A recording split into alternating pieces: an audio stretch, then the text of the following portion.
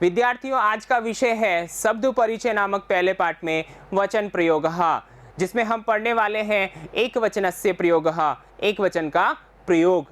पिछली कक्षा में हमने पढ़ा संस्कृत विषय की सामान्य जानकारियां, अर्थात अकारांत पुल्लिंग शब्द से संबंधित जो पहला पाठ है उसकी सामान्य जानकारियां हमने पढ़ी, और अंत में मैं आपको 3 प्रश्न देके गया था। तो मुझे उम्मीद है कि आपके उत्तर सही होंगे। तो आइए एक बार जान लेते हैं। हमारे प्रश्न थे, संस्कृते कति लिंगानि भवन्ति, संस्कृते कति वचनानि भवन्ति, संस्कृते कति पुरुषाः भवन्ति। ठीक है विद्यार्थियों, इन प्रश्नों के उत्तर 2 प्रकार से हम दे सकते हैं। कैसे? अगर आपसे पूछे कि एक पदेन उत्तरत, एक पद में उत्तर दें, तो ऐसी स्थिति में आप जो इसका उत्तर है वो सीधा सीधा लिख दें कि जैसे संस्कृते कति लिंगानि भवन्ति, संस्कृत में कितने लिंग होते हैं? त्रीणि। क्या उत्तर हो जाएगा आपका? त्रीणि। और यदि आपको पूरे वाक्य में उत्तर पूछे तो आप क्या लिखेंगे? यहाँ प्रश्नवाचक जो शब्द है उसके स्थान पर आप उत्तर लिखेंगे, और जो आपका प्रश्नवाचक चिन्ह है उसके स्थान पर आप पूर्ण विराम लिखेंगे। जैसे संस्कृते त्रीणि लिंगानि भवन्ति।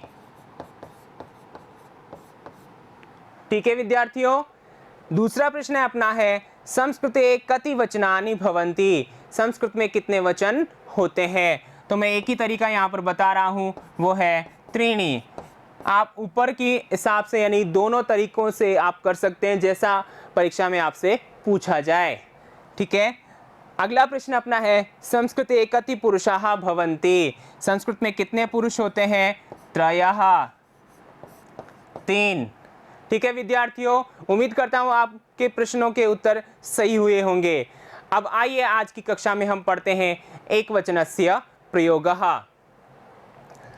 एषः कः, यह क्या है या कौन है, जो आपको चित्र में दिखाई दे रहा है। एषः यानी यह, कः यानी कौन।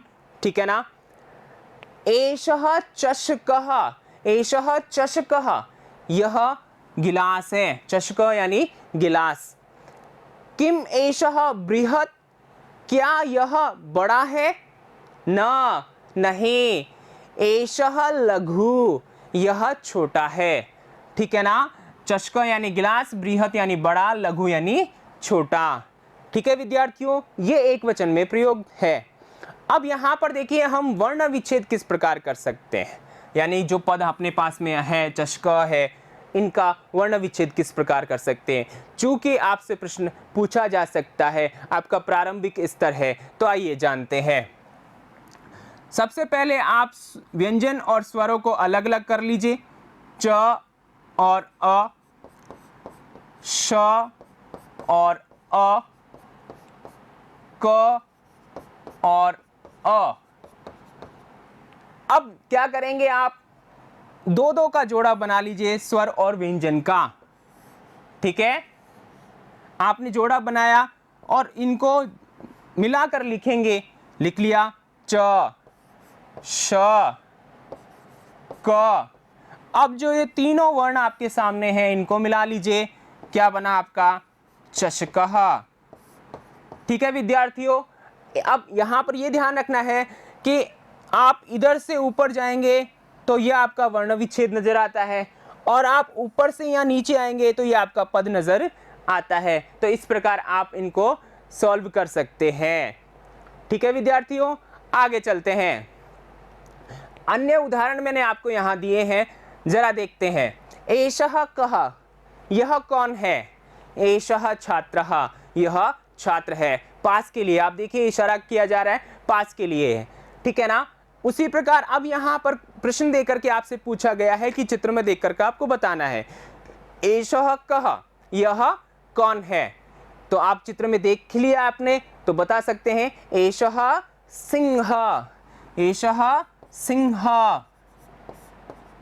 ठीक है, तो इस प्रकार आपसे प्रश्न पूछा जा सकता है। और साथ ही आपसे प्रश्न ये भी पूछा जा सकता है कि जैसे यहाँ पर देखिए सिंह को हम लिख देते और इधर रिक्त स्थान देते और कहते आपसे कि आप बताइए एतत् और एषः में से क्या भरा जाएगा, तो आप आसानी से उत्तर दे सकते हो। चूंकि ये पुल्लिंग है और पुल्लिंग में एषः का प्रयोग ही होता है, एतत् तो नपुंसक में होता है।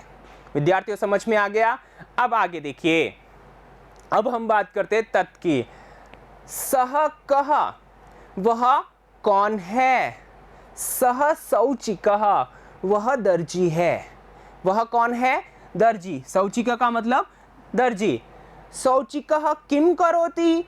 शौचिका यानी दर्जी, किम यानी क्या, करोति यानी करता है या कर रहा है। किम स खेलति, किम यानी क्या, सह यानी वह, खेलति खेलता है, न नहीं। सह वस्त्रम सीव्यति, वह कपड़े सिलता है, जो कपड़ा होता है उसको सिलता है। ठीक है ना? यानी शौचिका का मतलब क्या हो गया? दर्जी। खेलति यानी खेलता है, सीव्यति यानी सिलता है। ठीक है विद्यार्थियों, आगे देखिए, उदाहरण है अपने पास में, जैसे सह कः, वह कौन है? सह छात्रः, दूर का है, यहाँ पर दूर से इशारा किया गया है और प्रश्न देकर के आपसे पूछा गया है कि सह कः?